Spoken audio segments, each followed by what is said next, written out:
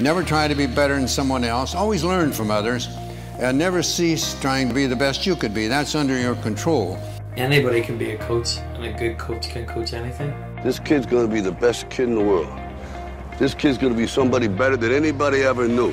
The mindset of a coach can belong to anyone. And when you get to the point where all you want to do is be successful, as bad as you want to breathe, then you'll be successful. Pain is temporary. They ask me why I teach, and I reply, where could I find such splendid company? Hey guys, welcome to the 11th episode of the Coaching Mindset Podcast. I'm Liam O'Neill. And I'm Gary Wallace, and today is a very special day. We have our first guest on our podcast. Our first guest is Michelle Sweeney from MStrength Fitness. So, Michelle, would you like to introduce yourself to our listeners there? Oh, absolutely. Thank you for having me, guys. So yes, I'm Michelle, recently Donnelly. Married. Congratulations. Yeah. And basically I'm on here today. The guys invited me on, so we're going to talk through a few wee questions. But so I work from Fit for Life and Club Energy on the Gorchin Road. I've been self-employed now for about a year and coaching lovely clients and doing online coaching too. So I've been probably within the industry now for the last 7 years. Trained out and started D Crowns, personal fitness, and then travelled for a wee bit and realised that it's took off, which was great. It's not all just the city gyms, fab in your own hometown. And now I've been working, I went from Armagh to strength conditioning and now I'm in Omagh, which is great in your local town. It's great to see loads of trainers, very busy, and everybody looking after their health and well-being. Was going self-employed the best decision you ever made in your life? Absolutely. Apart from getting married, obviously. Yeah.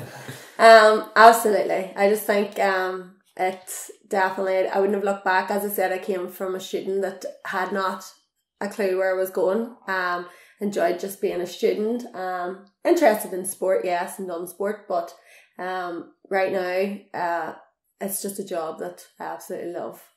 Whenever you say enjoyed being a student, do you think a lot of people do that, where they go and be a student with no idea of what they're actually going to do and achieve in life, and then totally agree, party and things like that? I think it's totally, exactly. I think it's totally okay for that reason that you don't have a direction in life, because you're very young. You're like 18 years old or whatever, leaving school, and it's okay to not know where you're going to go. It is a lot of money maybe if it doesn't work out, but you never look back and you're student loan as such. Yeah. But most people seem to just overlook they have a student loan because... Exactly.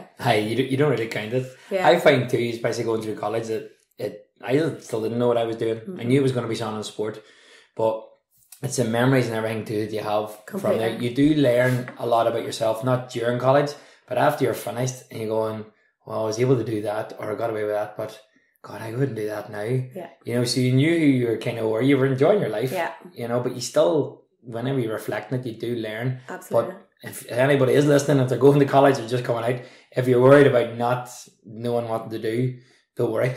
Exactly. Don't worry. You'll get there. It works out. It's not important to know where you're going, just keep moving forward. Exactly. I think. I didn't even go to college. I didn't know that you could go to college from my school. I went to your school. I didn't know. You went to my school, but they changed at the end of the Sacred Heart when it was St. Pat's. Like, I didn't even see a UCAS form until I was a youth leader. Yeah. And I had to help someone fill it in. The first one I ever saw in my life. I remember thinking, no teacher ever told me there was such a thing. Exactly. So college wasn't... I didn't go to college. I'm pretty awesome. Like, I didn't go to college. So even if you went and wasted your time, I air quoted wasted your time. Yeah. We're not on. Hey, look at you now. And then it works out. You finished college. So what was the thing that got you into the fitness industry? What was the I'm gonna say, I know I did it before I went to Australia, but living in that country, it took off in Australia. The gyms were massive. The beach, the girls were just doing yoga on the beach. I didn't care about them looking ripped and stuff. We were just Irish guys looking for a tan. They were pretty ripped, but we didn't care. We were out playing football and we drank. But we joined up to gyms and I realised, well, this is big here. Am I going to look about a second year Then unfortunately we had to come home. It's bad to say that. It was weddings. What took us home? My sisters, my brothers, orange sides. But it took off when we've came home, as you know yourselves. It's just it's great to see so many people locally now caring about their health and well-being, and that's pretty what it was. Yeah. Good. And I've noticed a lot too. Like I follow you on Facebook and Instagram, and I think it's really, really good actually. And we'll tag you on this as well too. So in the comments you can tag Michelle, or you can follow Michelle on this. But what role do you think social media now has to play in the fitness industry? Okay, so this could be a huge topic for many because so many people can slam social media. To be honest, you have to look at it for the strengths that it has as well as the weaknesses. Like social media, the likes of Instagram, Facebook, whatever you want to be, Snapchat. It can have a huge impact, good on anybody for the likes of role models. So for me, I have a huge interest in running. I've took that off probably the last few years, and you can see people's training regimes through Instagram, and you can see how they've improved. You could see Paula Radcliffe running the marathon. What was it, about 2:15 she done it in? Or you could look at another person who does podcasts, is Rachel Guy, who's with Ben Coomber. Like that is a podcast that I would listen to myself. So that and the Coach and Mindset podcast, obviously.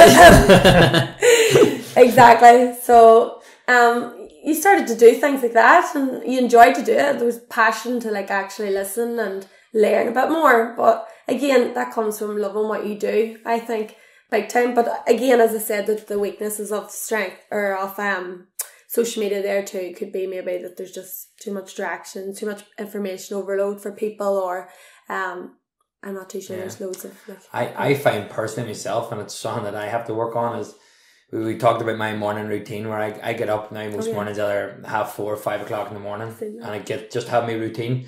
But I found a lot of the time I started charging my phone outside the room. It's the best thing I did. But because I left it the night before, it's nearly like withdrawal symptoms for a while. Yeah. I got up and I would have started looking through it, and 20 minutes, 30 minutes would have been gone. Like I'd come down here, and we're in my kitchen here, and I would come down and I'd write on my journal. Pardon? Studio. Sorry, we're in our studio. In our studio. We had to go to YouTube live. But I would have wrote like the time when I wrote in my journal, and it might have been like, 5:15 or 5:20, and I may have been up from 4:30. I was like, where did that time go? So I'm a massive believer in social media. It's helped me promote my business. It's helped me spread what I want to, spread the word about what I want to do. Yeah. But I think people can get sucked in. Yeah. And I think I'm going to say this out, but everybody gets sucked in. Yeah. I think it's even my mum at times. I see her on Facebook and she's like all the time. Yeah, mum, you too. Yeah, you do, mum, you too. Siobhan. Oh, by the way, see when we're talking about Siobhan Sweeney. Siobhan Sweeney did her first 10K. Not her first. I'm sorry, Siobhan. Yeah. She won her first 10K in her age category. We'll not say what age. But 21. It was a 21, yeah. But congratulations, Siobhan. So we'll give a shout out to Siobhan. She done brilliant. Yeah, inspired by her daughter. There you go. On social media. Yeah, so that's great. So that's that. Do you find yourself, now you do post a lot and stuff, would you find yourself being sucked into social media a lot? Do you think it wastes a lot of your time? Completely. Like you're going home for lunch, and your lunch periods, because you're busy Monday to Friday, it could be short, but you could be sitting eating lunch while you're catching up with the likes of Facebook and Instagram, and it's maybe looking through photos or something, and that's an hour wasted, gone. Yeah. And it is closure from work too. You could say that it is kind of taking away your mind away from work, but it does be time wasted sometimes, lying in your bed all morning looking through it too. I think when people do social media, they need to be smart about it. A lot of people look at social media and think that this is how people's lives actually are. Like all these people do is they do their training and they go and eat real healthy, and they never have a down day, or they never, I believe in that too, yeah. Either anything bad. So then your average person is watching them and trying to strive for a life that doesn't exist, thinking that why is my life a bit shit whenever theirs is perfect and amazing. There's a wee post I saw the other day. Someone had posted saying, I hope your week's great and your life is remotely like how you believe it is on Facebook. Because people do that, and then I think people get caught up in that and think that they should be living the life of all these people that they follow online. Yeah. Like if we talk about exercise, for example, all these people that are in real good shape and good physiques, they do fancy wee movements, like you see them with wee bands, and they're doing like wee band movements, and they're claiming that's how they built their body, and if you buy their program, that's so true. You will develop that. Whenever you know that you can only build a lot of big muscle by doing a lot of heavy lifting. And I'm not a heavy lifter, but if that's what you're trying to do, well, you don't look at me. You're if you could see me now. Me too. You're massive. No, I agree there, Liam. That's spot on as well. Like, it's just like a lie kind of sometimes, but we can't always slam it. Yeah, I use it a lot for posting and business too, as Gary said too. So it is. I think when we talk about in our podcast, we do try and reach out to a lot of people, and even parents with social media. Because I know, obviously, even when having Joyce, I find myself, first of all, if I'm on my phone, I'm going, right, put this down, and when we spend time with him, or right, let's go. And even when we go out for a cycle or we go somewhere, the amount of time you don't have your phone in your hand, you're going, I didn't actually need that. Yep. And then the same now with him is that he's like, he's got his own iPod now, and he's listening to music, and it's great because he can explore this stuff, and you know, he can listen to new things. He's on YouTube, but then I have to be wary of what he's listening, how much he's watching, because if you say, put that down, what does he go do then? And watch TV? You know, so kids, we're talking about inactivity, and we're talking about everything. You know, there's so much more now to distract them, where before it was just TV. So turn that TV off, watch other options, go outside, go play a game, go read. But now it's turn that TV off. All right, I'll pick up my iPod, or I'll play a game here. And it's still the same thing in terms of inactivity. So I think it's social media for everybody. It's brilliant. It's great for parents for knowing information about kids, and kids to pick up information. But I think everybody has to have some form of maybe boundaries. And things. I think parents of children should learn what their kids are watching, and then look for shows that will actually teach their kids something, instead of like, I watched Barbie with my niece the other day for about 20 minutes and had to turn it off because what I thought it was teaching her was terrible. So just paying attention to what they're actually seeing. So then, like, we're talking about inactivity, so you could get something that, like, remember LazyTown used to exist, and it was a wee cartoony type show with a crazy guy in it. Sporticus. So they would get to watch a show like they enjoy, but every so often then he'd be like, let's do some push-ups, and you do some push-ups or squats, or he would like do a flip out of bed.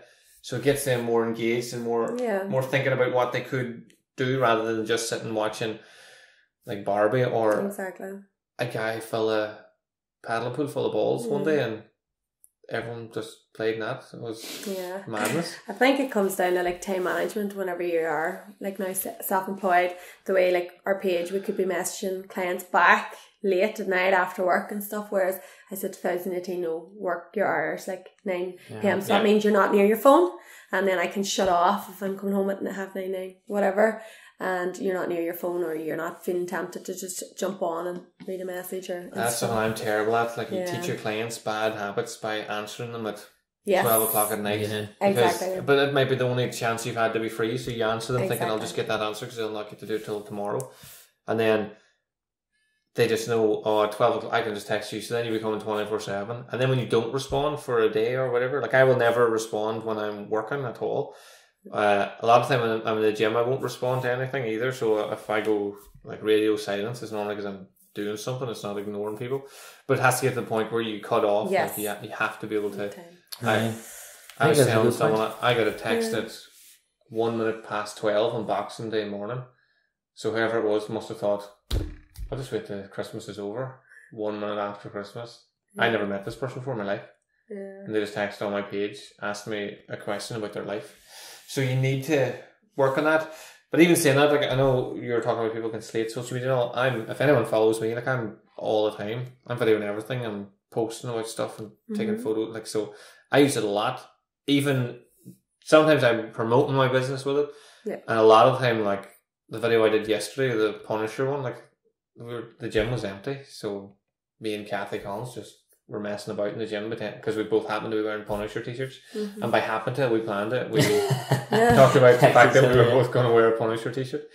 Brilliant. So I think it can do a lot, and you can use it as a switch off, like you were saying. When you go home, it is nice to just go through and scroll through and see what people are up to. Yeah, I think as well too with your social media, and And I mentioned actually in our last podcast about building a culture and stuff that, you know, you are one of these people who inspires, because I like the fact that yours is not all just fitness. You know, I think you were away at the weekend. Yeah. You know, it's amazing how much, you know, people's like. I know. But you know, that's showing, look, here's my life. Here's I'm away with my husband, and we're actually just going for a walk here. You know, you'd even put up stuff where you might eat a meal, but it might not be that healthy. No. Which is perfect. You know, I must say though, like, you can get slammed for that. We are human. Yeah. I had a Snapchat up one time and eating in Burr's house, and it was a steak, and in my head I was like, oh, snap the big steak, but they served the steak with what do you call it, onion rings? Yes. You know, like the ones with the fried and all around them. Look, I don't like onion rings, but did I give a shit that they're on my plate? Yeah.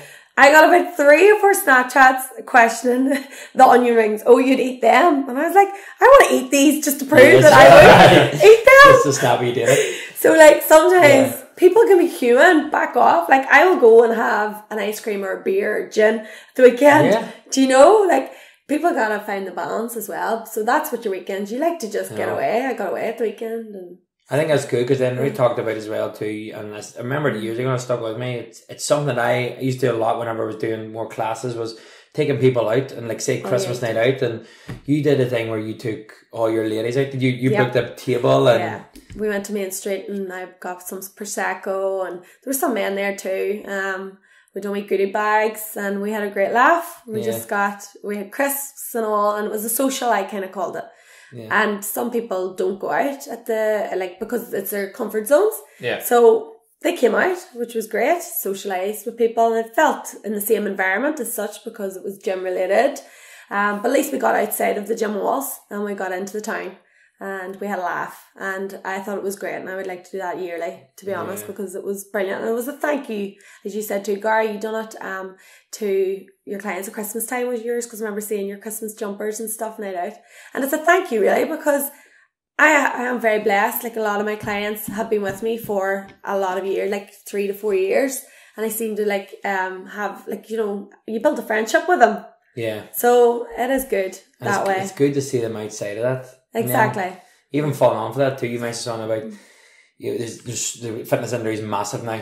Absolutely. But there's some people still now maybe and they think, right, oh wow, look how much money. You know, I know people who count heads maybe in the gym and go, well, that's X amount. He's making that much. Exactly. Well, you don't know how much time you've invested. You don't know how much this. For sure. But we've talked about it, and the 3 of us, the reason why we do it is because we're so passionate about it. Yes, absolutely. You know, so I think that's an area that you think is a big word, is passion in the fitness industry at the minute. Do you want to kind of elaborate on that? Yep, I do. It's a big one, because I totally agree with what you said. Like, a trainer could come in and be, God, how many are there on? Like, there's a few wee questions that I would hate somebody say, but like, if you were working or something, they might be like, well, how many have you got today? And it's like, how many? You know, you don't think, you just kind of know you've got ones booked in your diary, but you're just working. Yeah. So I would hate that question. You know, you're grateful for anybody contacting you, no matter from the start or not. But passion is a huge word, I think, now for personal trainers, because it has got completely huge, and you have to realize, are you passionate for it? Because it is a job that you're taking on to help a client, but basically your passion, it's like emotion from within you, is always what I think. It's to show your enthusiasm, your drive and your motivation. You don't want to just feel passionate about your job, you have to put the passion into it. And you can tell you do that, Gary, as well, and Liam, because you've got all this. These are very fun, like, everything's functional about personal training. Everybody's at different stuff too, which is great. But by doing that there, you can really, your skills and your energy is applied within your job, you know, if you've got that true passion. And I think it shows, to be fair. It does. It shows in terms, and you agree too, Liam, in the longevity of it. Yeah. If you're in something to make a quick buck, that's what it's going to be, it's a quick buck and you're out. Yeah. But if you share a passion, people feed off that passion. Exactly. You know, like we talked about this before, and you know, if I have one person come to my boot camp, I'm still taking that boot camp with the same amount of energy, the same amount of thing, as if I had a full class. 100%. Because it's not, oh no.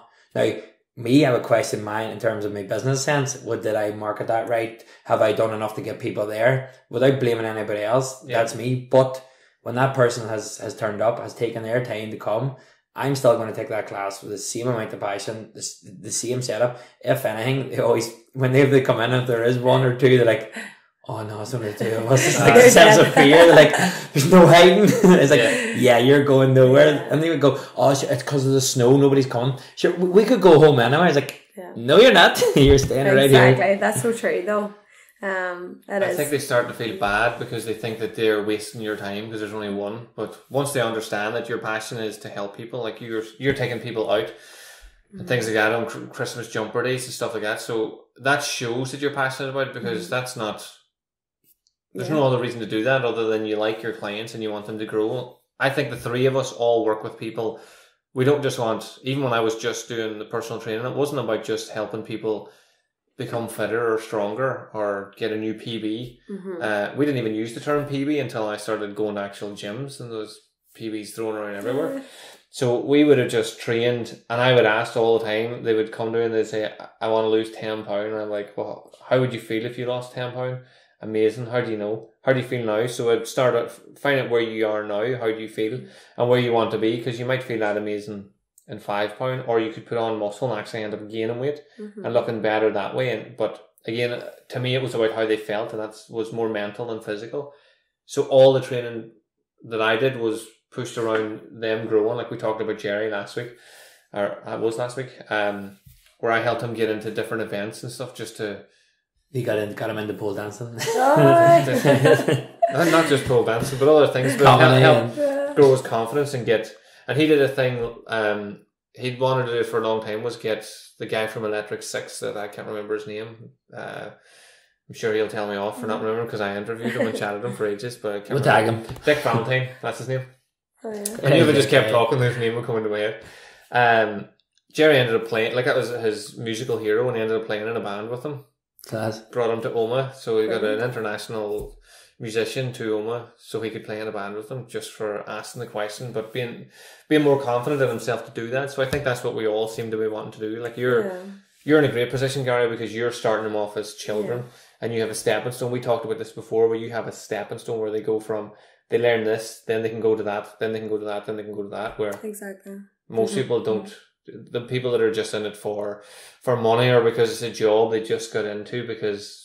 Absolutely. It's like goal setting really too, and you have to do that with your business head. It's like a short term, small, start off, like care about your clients, and then that might grow, and then next week you might be self-employed and boom. Yeah. Would you agree? Like, because obviously what we talk about in the podcast is that, you know, people say, oh, why are they a personal trainer? How do they do it? But we believe anybody can be anything. Yes. If you have that passion, if you have that commitment, if you can go and get it. Exactly. You know, it doesn't matter if you want to go into personal training, if you want to be an actor, if you want to be a singer, if you want to be whatever, you know, like I think we're fortunate of all of them. I try them all. Try them all. I think if we're very fortunate in our industry that we have to give out that enthusiasm and that confidence. Yeah. But it's not just to say, you know, oh, you're into fitness, you should do this. It's to say, look, here it is. Here's the passion. If it's not fitness, that's fine. Yeah. But if it's something else, try and channel your energy. Would you find too with your clients that, you know, that some of them have inspired or done other things, like as Liam says with Jerry there, you know, that he's kind of went off and done all this other stuff. Have you any examples maybe of a few clients that have done anything like that? I absolutely do. I have ones that have tried, I'm not using Illinois as an example, I've had them, they've just been like, wow, I want to feel that because of the buzz. So some of them have took part in the running events, the Omagh Half coming up. Some of them can lift heavy shit, and I direct them towards CrossFit because I'm obviously quite friendly with the guys in there. PD, Kelly and crew. So I'm directing them that way for that buzz and what they want to do. But like obviously your clients, you're talking to your clients like a lot, and you become like very friendly with them, that it might be their jobs that they're not happy with. So I'm like, we're in this life like once. So a lot of clients I'm like, why don't you just change? You know, sometimes that's huge for somebody, but it's really not that bad. Like you have to think about you. Sometimes it clicks in life that some things matter in life and some things don't. Yeah. And you've got to just realise, like, okay, what's important and what isn't. And your job can really change your personality. If you're not happy, you know about it, and your emotions just change when you find happiness in your life. I always tell my clients that you can always get another shit job. Yeah. You always get another job you hate. It's easy to do, but you might only have one opportunity to find a job that you love, and then you'll love for forever. Exactly. And people won't back you too. Like, I started doing all this roughly 20 years ago, and people just told me it was stupid. Like, when I wanted to be a kung fu guy, they were just like, there's nobody doing that around here. This is the stupidest idea. But you just have to keep, if you feel passionate about it, then you just can keep picking away at it and keep going. True.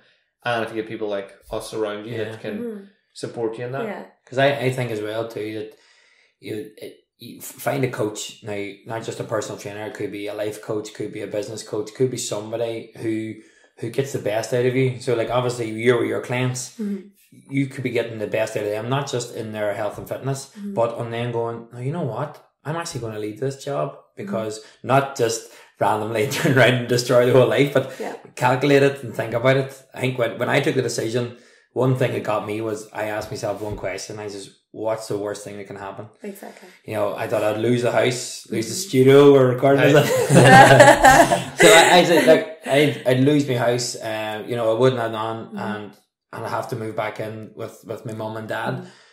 Is that possibly the worst thing? There's a lot of people who don't even have the safety net of their family. Exactly. So I'm thinking, you know, all right, that was the worst. Now what's the best? Yeah. I can live the life I want to live. Now I'm not a kid in first year or the first 5 years, maybe 10 years, but I can turn around and go, do you remember that time when I left that job and someone saying, hang on for another wee while, or wait till you might get redundancy, you've got a wage. You've got a wage, or I couldn't leave. And my mates, the job I'm in, or was in, sorry, some of them, the funding now is nearly up. And that was the one thing. I was texting one of the guys the other day, and he's set up a wee company, One Goal, and they do all kids coaching as well. And I go, man, just go for it.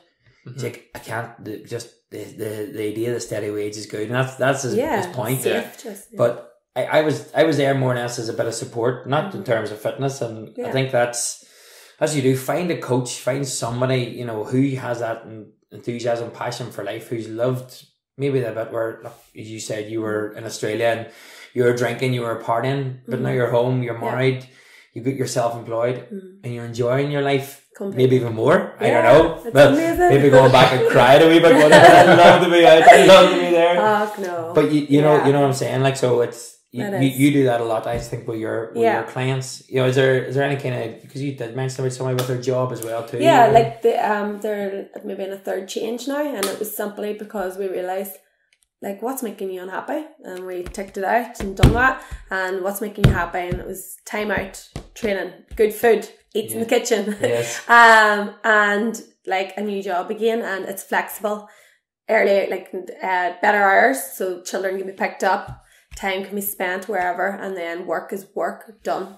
Like, I love my wee weekends or trips away, and if I had that taken away from me, I think I'd be just worrying about work, and stress builds up. Yeah. And we don't need stress in our life. Now, we do need a little bit of stress, and everybody does suffer from stress, you know, but it's really important to take time out, no matter what it is. If it's a coffee break, if it is a weekend away, if you're lucky enough to get that. If it's a swim, I don't know, a walk. Yeah, I think that's important. You're saying you sat down with your client and hashed it out. Yeah. A lot of personal trainers think that their job is to personal train you and do an hour of exercise. You could do that with every client, and if they're not gaining anything from it because mentally they're fatigued or they're stressing or not sleeping or not eating properly. So being willing to sit down with your client and your clients understanding that your passion is to improve their life, not just improve their fitness, then you can take, right, today what we're going to do is the hardest exercise you've ever done in your life. We're going to sit down and talk about your actual life rather than lifting 50 of those things. So I think that's very important to know, and I think every trainer should do that. Yeah, I think it's brilliant, and commend you too for that. And I suppose even myself, like I don't do any one-to-ones anymore. I take group classes, and my only communication at times would be maybe through WhatsApp, but we'd still discuss stuff or still, and they, you know, and I'd even meet up with them. I've met up with a few of them. They come to the class and says, you know, they're struggling with nutrition. I was like, well, Saturday morning we'll go to Caffè Nero. We'll sit down and we'll just talk. What do you like? What do you not like? And we'll talk about different things. So for you to do that, and it comes back to that one word that you've talked about, is passion. Exactly. You know, you're doing that because you're passionate about helping people. Yeah. And you know that will help them. So Yeah. That's nice. Why is Caffè Nero the trainer's coffee shop? I think it's because there's a big window and everybody thinks you're cool and you can walk outside and you're like, hey, look at me. I've never been in it with there not being other trainers. Yeah, true. I know. That's a good point. That's a good point. I haven't got the Caffè Nero voucher yet though. Free coffee. Send us free shit. Send us free Caffè Nero. You hear us? You hear us? Joking. You hear us? I actually got 12 free coffees in Caffè Nero one time. Wow. I don't drink coffee. Oh, there you go. Chris Eccles got it. I actually didn't drink coffee even in Australia. It was when I came home. I blame work. I know. I do. I'd call off it. But yeah, it's not too bad. It's a good cup of tea. I think close. Yeah, okay. I think we're good. So what we're going to do now is just if we're going to talk about now just a few questions we're going to ask our few podcasters when they come on. So Liam, you love this question, so I'm going to hand that over to you. My question is, what book have you gifted the most? Oh yeah, so I think this is a huge one for any local new PTs starting out, because I think it was my first book I read and it is amazing. But I see Ben Coomber and all actually always advertising it too. It's the Paul Chek, How to Eat, How to Eat, Move and Be Healthy. And it's actually quite thick, and I'll always kind of look, not all the time, but you will look back at it because it's got it starts off with how to get a balanced, healthy mindset, everything, lifestyle and diet, and then it goes into actually programming for clients, different abilities and that. And I actually swear by that book also from what they... It would take the pressure off a PT that's just starting out. It would take the completely pressure off them freaking out about all the new different... Yeah. Because you might do your study and think, right, I'm going to get people that want to lose weight, brilliant, and then someone like me arrives and they're like, I want to do a skin the cat, I want to actually gain muscle and I want to never eat. And you're like, what? Yeah, I know. Is there any other books, say, because it's very focused in on PTs, is there any other books that you've maybe read that even you got, well, that's a good read, or inspired you a little bit? There could maybe if like a housewife or somebody or a house parent picked it up and went, how to make good sandwiches. How to make good sandwiches. I know. I'm trying to remember the brain. Oh my god, I can't even remember the name of it now. But I can't even speak the word. Rewiring the brain. It's a good one. Okay. I'm not too sure who reads that one or who wrote that one, the author. We'll link it up. Yeah, for sure. We'll find that one. I haven't actually read that one. That's a good one, definitely. I can pass it on. And then for food options too, taken away from PTs, but everybody likes to cook healthy. Oh, yeah. I really liked the Honestly-Healthy Eating book. It was by Natasha Corrett. And then what about Supple-Leopard? Did you read that one, Liam? Yeah. I did that one. It was massive. Kelly-Starret. It was good. It was massive for a while, and I did a lot online, so it was good. But I think the book, personally, I had a lot of knowledge before I even looked at it, and to me it was even overwhelming the amount of... It's good, you'll always reflect back on that for mobility, for injuries and everything. I would like that, and I use it a lot with the teams, and I think the good thing with that is that you can reflect back and you can maybe give somebody a thing, like if you get somebody who can do the pigeon pose and you can do the couch stretch for the hip flexor, if they can work on them to even stretches from that book, that's the first time I've probably seen the couch stretch where you're putting the foot up against the wall, or is that what we call it? This is a couch stretch, isn't it? Yeah. So just you get, because you're both kind of looking at me there going, what? Yes, it is. So but again, another few good books, and they can be for anybody. Yep. Really, they are. Especially a supple leopard too, because I get a lot of people, and I always see even my dad, things have changed now, because instead of him maybe going out in the evenings or doing stuff, now he's invested in the recliner. Yeah. So he sits there and he's stiff and he's sore and I can't move and I can't do this. And fair enough, he's been working all day and he needs to relax. But those wee movements, or if you could pick one thing out of them, it'd be really, really good. Absolutely. So Michelle, we're gonna probably finish up now soon. So where's the best place? You talked about some brilliant stuff there. If anybody wants to get in contact with you, where's the best place to find you? So Fit for Life obviously is where I'm based. I have the page MStrength Fitness, and it's on Instagram. There's a wee event coming up. It's Annette Kelly, the wee legend, is running it. She runs the Little Penny Thoughts. She has that down in Carton House now on the 3rd and 4th of March weekend, and it's the Wellness from Within. So she's asked me to come on the panel on that. So there may be tickets still available if you'd like to find them on the page. You're speaking on that, yes. Isn't it? Yes. Yeah. What's your topic on that? There's 3 questions going to be hit, and it's going to be very much the audience is allowed to hit you. Right. So not I gotta physically, be ready. like no, it's okay. I was like, what kind of says? Very good, Kung Fu. That's Liam will get down there and do that. So that's brilliant. So that's at Little Penny Thoughts. At Little Penny Thoughts. Yeah. And that's our event and yourself. Yeah. Who else is on that? So PGthePT, Pauric Grimes. Pauric, yes. I think Kate from the Kitchen is going. There's a guy, Shane from Dublin. He has ran 21 marathons, 21 days. Yeah. I think maybe more than that. Don't know.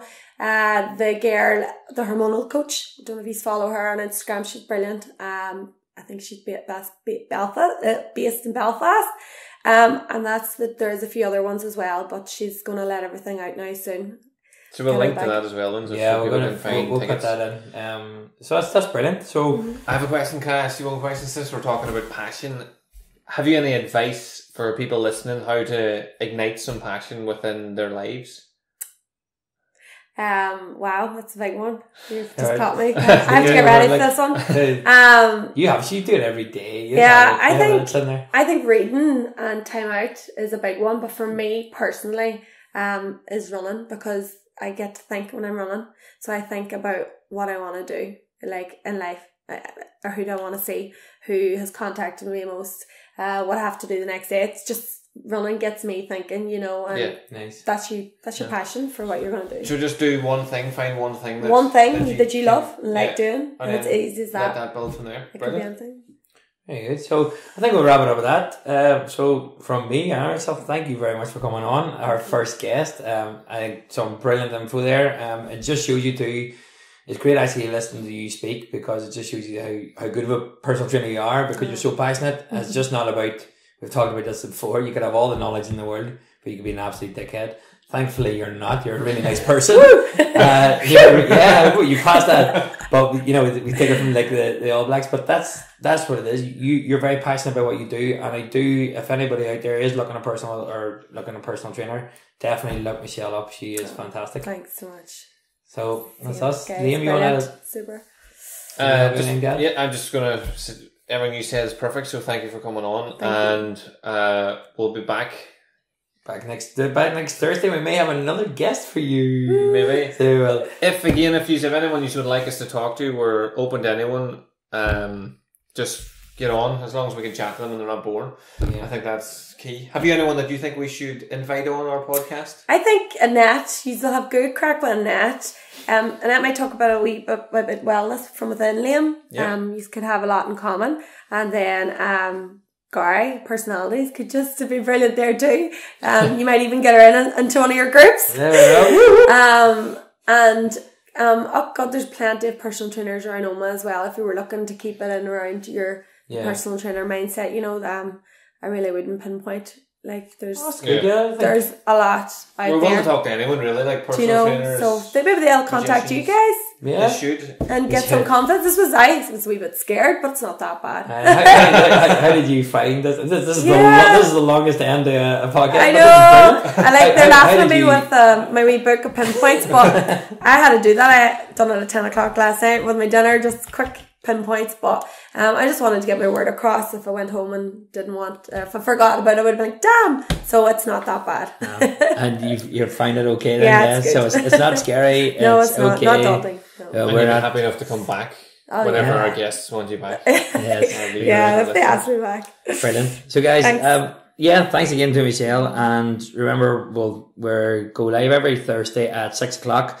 You can follow us on iTunes. Please subscribe, and please give us a review as well too. Hopefully it's a 5-star review, and leave your comment, and then that will really help us and just shoot up the charts, because we want to get this info out to as many people as we can. So from me, thank you very much, and from Liam, thank you very much. Well done, guys.